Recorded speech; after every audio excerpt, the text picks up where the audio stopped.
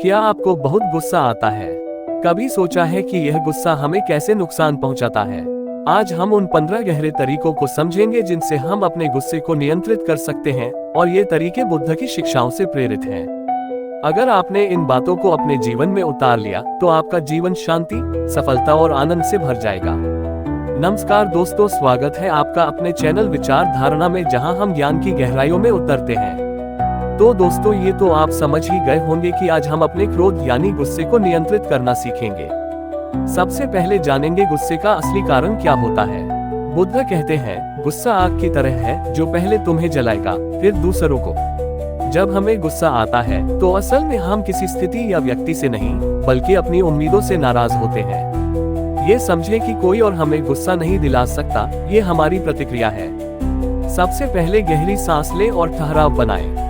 गुस्से में तुरंत प्रतिक्रिया देने की बजाय 3 गहरी सांसें लें। इससे आपका दिमाग ठंडा होगा और आप बेहतर निर्णय ले पाएंगे।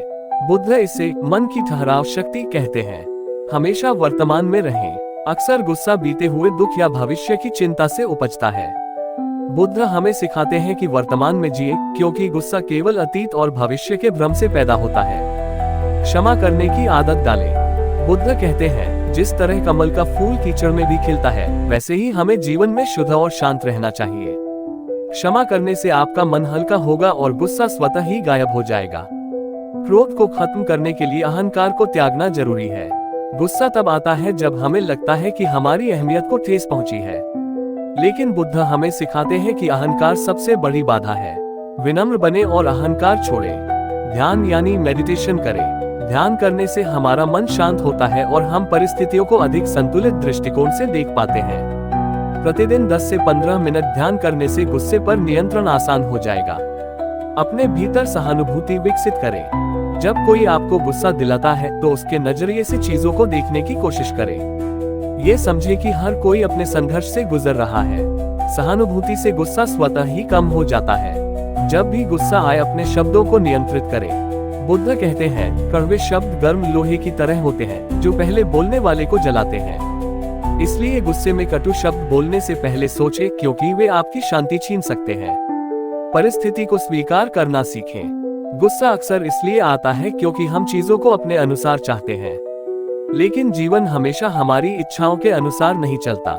जो है उसे स्वीकार करना सीखें। करुणा और प्रेम का अभ्यास करें।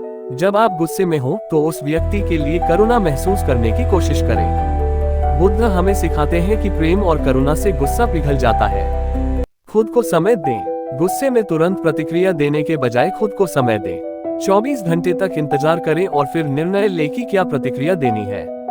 आत्मा अवलोकन करें। बुद्ध कहते हैं, सबसे पहले अपने मन को देखो, फिर दूसरों को समझो। गुस्से के कारणों को पहचानें और उन्हें नियंत्रित करने का प्रयास करें।